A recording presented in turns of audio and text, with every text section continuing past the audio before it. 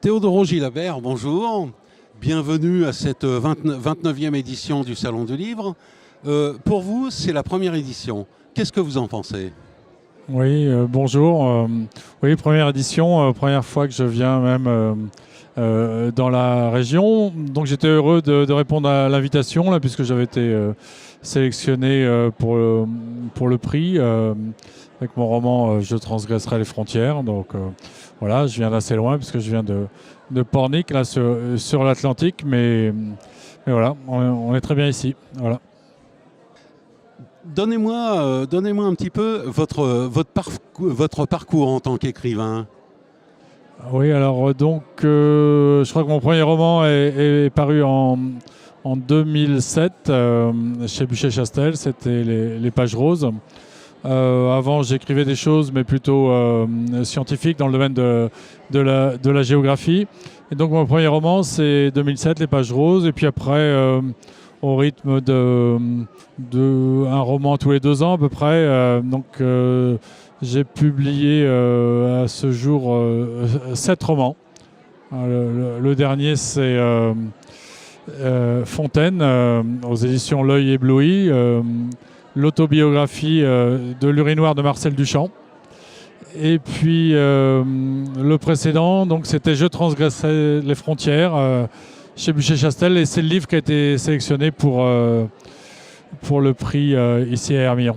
D'accord. Pouvez-vous me parler de Je transgresserai les frontières?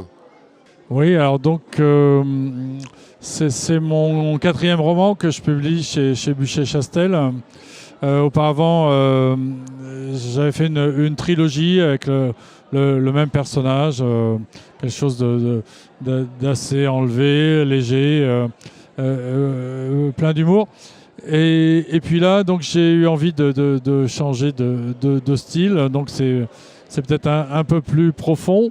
C'est l'histoire d'un jeune homme de 16 ans qui, le jour de son anniversaire, se voit offrir un roman. Le roman, c'est Le Rivage des Syrtes, donc de Julien Gracq, avec une dédicace. Et la dédicace, il devine que c'est une dédicace de son père. Et la dédicace, le texte, c'est « Pour que tu saches d'où tu viens ».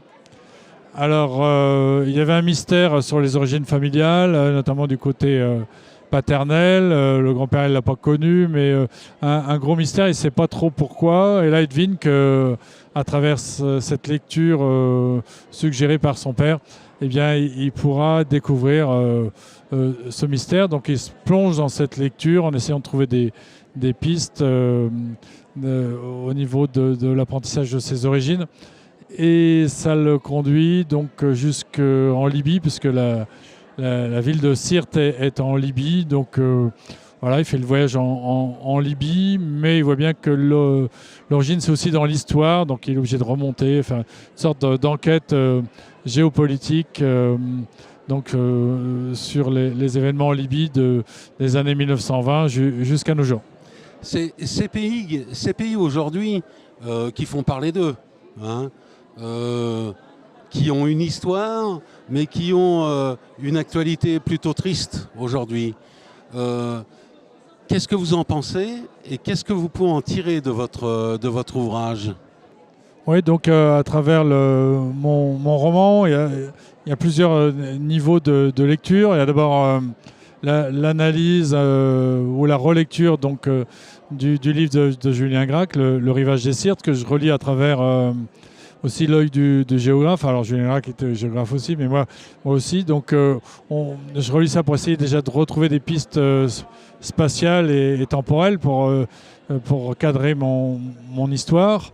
Et puis donc ça me permet aussi de fournir un autre niveau de lecture, puisque donc mon narrateur fait son enquête jusque dans les années 1920, quand la Libye était occupée donc par les Italiens, et notamment par les troupes fascistes de de Mussolini. Il se trouve que le grand-père de mon narrateur, là c'est pas un secret, on peut le dire, donc il faisait partie de ces Italiens là, fascistes qui occupaient la Libye. Et puis donc on suit un peu le parcours à travers le portrait du grand-père, donc jusque dans les années après Seconde Guerre mondiale. Et puis après, eh bien, il y a mon narrateur qui retourne dans la Libye actuelle ou récente. Et le roman se termine donc avec bien entendu plein d'aventures et y compris une histoire d'amour qui connaît donc sur ce territoire-là. Ça se termine en août de 2016, au moment où moi aussi je termine mon roman. Et au moment où la ville de Sirte, qui était occupée par Daesh, est libérée par les forces gouvernementales. Tout à fait. À ce jour, avez-vous déjà une idée de votre prochain ouvrage? Oui, alors il y a déjà eu un ouvrage suivant, c'est celui-ci, là, donc Fontaine, là, qui est sorti juste après Je transgresserai les frontières. Donc Fontaine, c'est un roman un peu particulier puisque c'est l'urinoir de Marcel Duchamp, l'urinoir qui a disparu juste après la première tentative d'exposition en 1917 à New York. Donc cet urinoir, personne ne sait où il est.